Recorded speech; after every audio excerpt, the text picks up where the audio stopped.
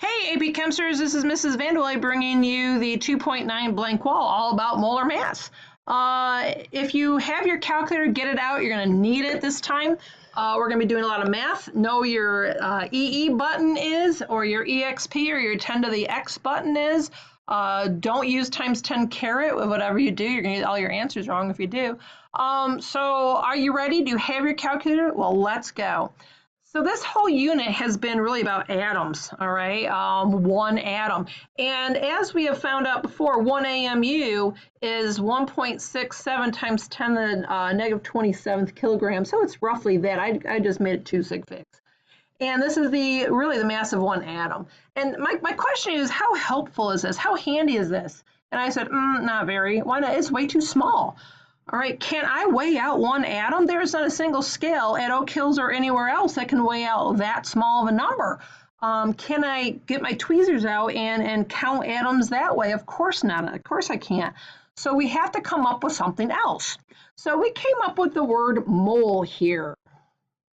So there are two important applications. We can count things using moles, and we can figure out the mass using moles.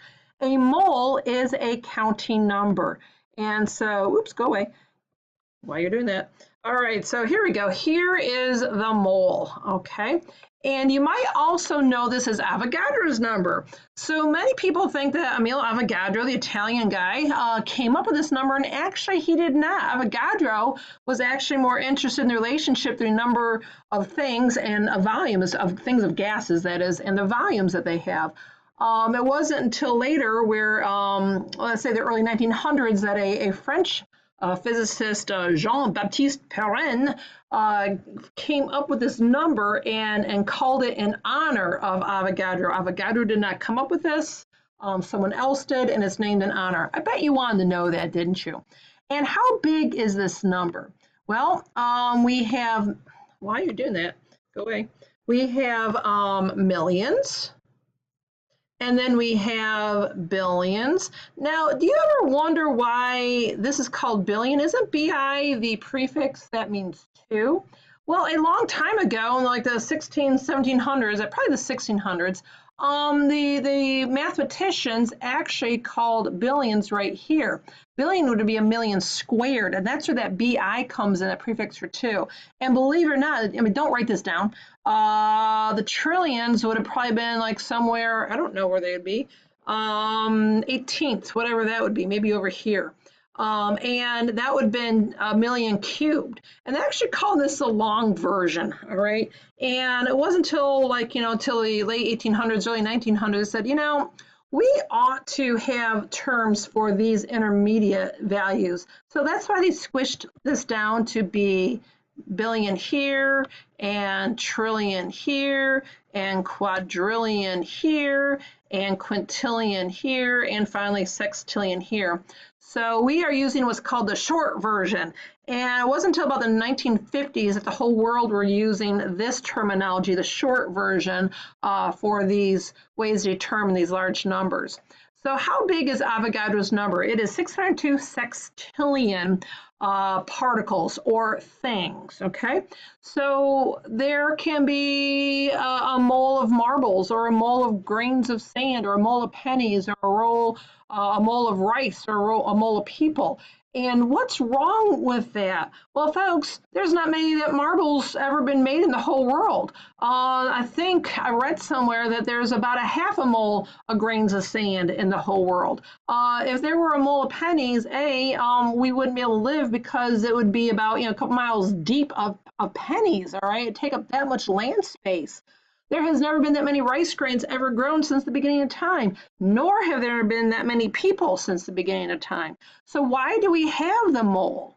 Well, it's such a huge number that you need such a huge number to multiply by such a very small number to make it meaningful. So I can weigh out 1 unit of something, all right? And if I have a mole of hydrogen, I have 6.02 times 10 to the 23rd particles of hydrogen.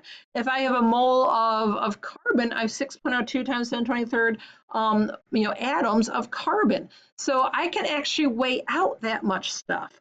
So that's what makes it so nice, because Otherwise, you can't really have a meaningful quantity of atoms without multiplying by such a huge number. Okay, so let's see here. Let's go on. All right, so I think I've explained why we have it. So here's where we need to factor label. All right, we are going to factor label pretty much the rest of this unit. Okay, so we want to calculate the number of copper atoms in 2.45 moles of copper. So let's factor label again. What am I looking for? I'm looking for copper atoms, aren't I? How many copper atoms? Well, what's my given? 2.45 moles. So folks, when you do your factor labeling, what must go on the bottom? The mole does. What goes on top? The atom does. So you notice, because of my given, come here, that the moles on top, the moles on the bottom, atoms are on top. So we just had a quiz the other day that had factor labeling in it. Some people did fantastic, other people kind of struggled. So factor labeling is just a matter of putting the units so they cancel out. You always want what unit you're looking for to end up on top, okay? So we will keep practicing it. You need to be proficient in factor labeling. Not only do you need to be proficient in factor labeling, you need to be proficient in using your calculators. So everyone plug this in your calculator. 2.45 times 6.02, find that exponential thing. Most of you have a TI, have an EE button above the 7, go second EE. Some of you may have an EXP button, and I know someone else has a times 10 to the button. So go ahead and make sure you do this correctly. So 2.45 times 6.02 EE 23. Do not hit times 10. You're going to get it wrong. I'll say it one more time. 2.45 times 6.02 EE 23. And what did you get?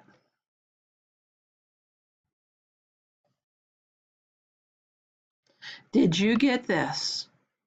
Okay, if you got something like 1.47 times 10 to the 25th, you hit times 10. All right, don't do that. That should be the right number. Why is it 3 sig figs? Because that's this number here. Okay, let's go see what the next one is. All right, so why don't you go ahead and try this one on your own, pause this, and when you're done, come back.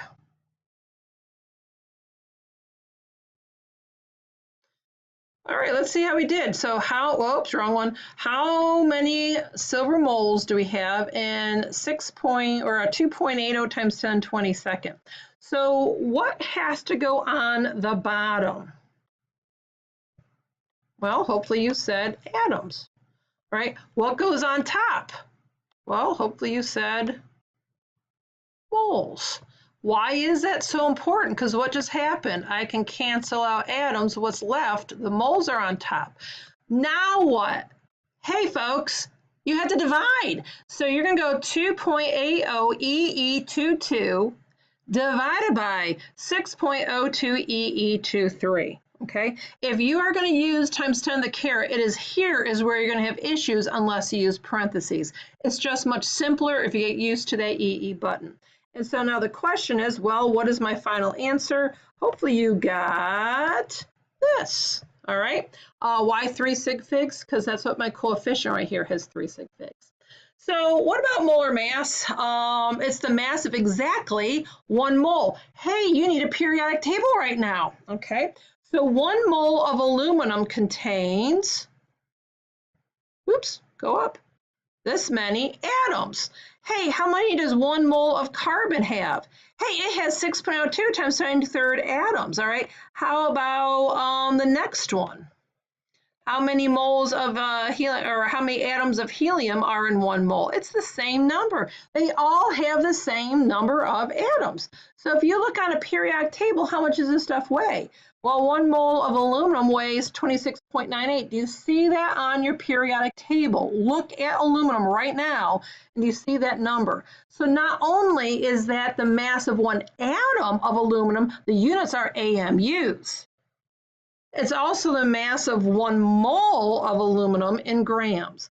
and I can weigh out grams. My scales do not measure out AMUs. We already talked about that. It's so small. My scales measure out grams. So if I were to measure out 6.02 times 10 to the 23rd atoms of aluminum, it's going to weigh 26.98. Now, do you think I'm going to sit around here and count all these aluminum atoms? Of course not. But if I weigh out 26.98 grams of aluminum, then I have 1 mole. I have 6.02 times 10 to the 23rd atoms. Now, at this point, those of you who've already had me in the past, if I say grams, you should be automatically thinking periodic table. All right, because if you ever see grams and doing these, where are you gonna get that number from? The periodic table. So I'm gonna see how well you do next time I see you. That if I say grams and you shout out periodic table, then you'll probably get some chocolate, okay? Remember doing that. I will do that first thing next time I see you. All right, so find carbon right now, okay? How much does 1 mole of carbon weigh? Look on your periodic table. How many grams? Periodic table is 1 mole of carbon. It's 12.01, isn't it? All right, oops, come here. And now what? 1 mole of helium. Look at your periodic table. How many grams? Periodic table does 1 mole of helium weigh? It is 4.0, okay? So the question is now, why, if all these contain the same number of atoms, why are their masses different? Well, you got to ask yourself, what makes up the mass of an atom? Go back on what we said earlier. Hey, do you remember we learned about mass number? What is the mass number? It's the number of protons and neutrons. So what makes these masses different if they're 1 atom? So here we go. What makes up the mass of the atom? Different number of protons and neutrons. So why does aluminum, 1 mole of aluminum weigh more than 1 mole of carbon? Well, it's the same reason why does 1 atom of aluminum weigh more than 1 atom of carbon? They have more protons and neutrons. And so if you count for that difference in protons and neutrons times 10 to the 23rd, you're going to come up with like 14, 15 grams difference. Okay, hopefully that makes sense to you. So now what? Calculate the amount of carbon in moles, all right, in 0.0265 grams, periodic table of pencil lead, which is 100% carbon. So how am I going to do this? So how many moles of carbon is 0.0265 grams? Periodic table, that's right. So where do grams go? They're going to go on the bottom. And so find carbon, well, I've already looked it up earlier, all right? And how much did that carbon weigh? I found on the periodic table, it weighs 12.01 grams. So what happens now that the grams cancels out, what unit is left is the mole, right? And that's what I want right here. So now I'm ready to use my calculator. Are you ready?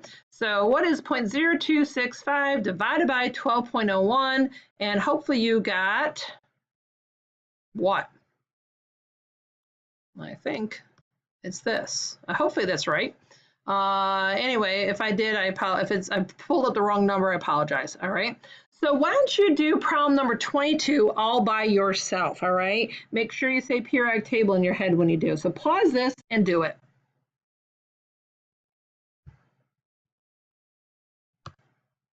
All right, how'd you do? So let's see here. How many moles? 35.8 grams of copper. Well, I had to go grams, periodic table, and find copper on the periodic table, and it's 63.45. And when you divide it, I got 0.563 moles of copper. So why don't you go ahead and do the next one and find the mass. Oh, this is a little bit different. You're going to start off with the mole, aren't you? So pause this, see how you do. Well, here you go. So notice I have mole right here. What goes on the bottom is the mole. But wait a minute, why did I have gram? Periodic table on the bottom here? Because that's what I started out with. Here I started out with a mole, so I can put mole on the bottom. And what am I looking for? I'm looking for gram, periodic table, so that's going to go on top. So where did I get 47.87, everyone? What should you be yelling at your computer right now? Periodic table, that's right. So what am I going to do? I'm going to take this number, and I'm going to multiply it by this number, and guess what I got? Oops, come here. I got this, all right? Hopefully you did too. And this is going to be a good place to stop because the next section are going to convert between atoms and grams. I call these two-steppers, all right? So I'll leave you here and don't wait to be great. Bye.